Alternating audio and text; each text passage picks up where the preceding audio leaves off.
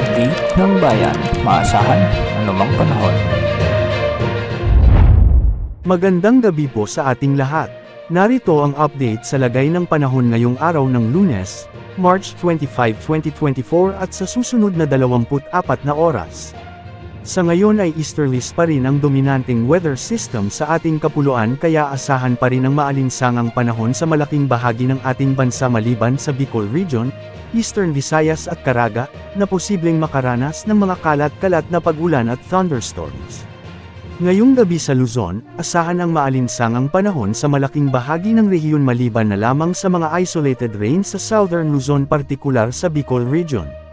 Magiging bahagyang maulap hanggang sa maulap naman ang mga kalangitan sa natitirang bahagi ng Luzon.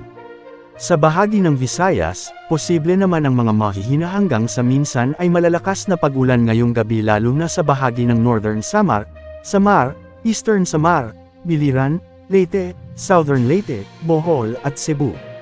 Posible ring ulanin ang Masbate, Siquijor, at Negros provinces. Pinapayuhan po natin ang ating mga kababayan sa mga nasabing lugar na maging alerto sa banta ng pagbaha at pagguho ng lupa.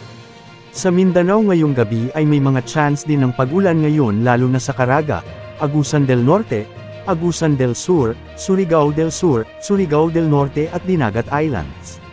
Posible ring makaranas ng pag-ulan ng Bukidnon, Misamis Oriental at magiging bahagyang maulap na may mga kalat-kalat na pag-ulan naman ang mararanasan sa may Sorsogon at Davao Region.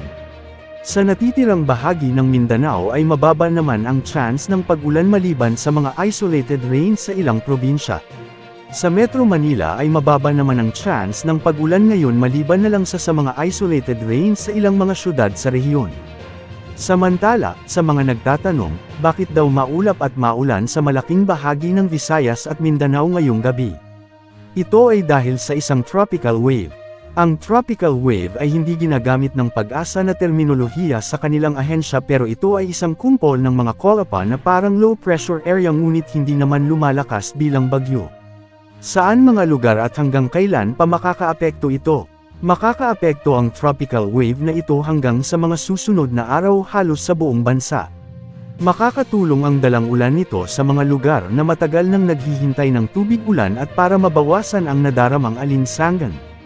Sa mga susunod na araw, lalo na pagsapit ng Miyerkules at Huwebes ay posibleng makaapekto na rin ito sa Luzon at Mindanao. Pinaghahanda natin ang mga kababayan natin sa mga lugar na madadaanan ng nasabing sama ng panahon sa banta ng mga biglaang pagbaha o landslides. Sa ngayon, wala namang nakikita o namomonitor na anumang sama ng panahon gaya ng low pressure area o bagyo na posibleng pumasok sa ating Philippine Area of Responsibility sa mga susunod na araw. Wala ring nakataas na gale warning sa mga karagatang sakop ng ating bansa kaya malayang makakapamalaot ang mga kababayan nating mangingisda at may mga maliliit na sasakyamang pandagat.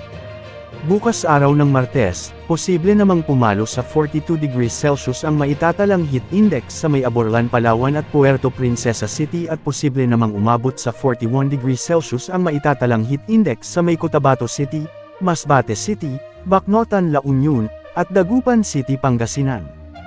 40 degrees Celsius naman sa may Dumangas, Iloilo, Rojas City, San Jose Occidental, Mindoro, Davao City, at Zamboanga City. Maging handa sa posibleng epekto ng mainit na panahon lalo na ang heat stress, heat stroke at dehydration. Yan po ang latest update sa lagay ng ating panahon ngayong araw. Ito po ang weather update ng bayan, maaasahan anumang panahon.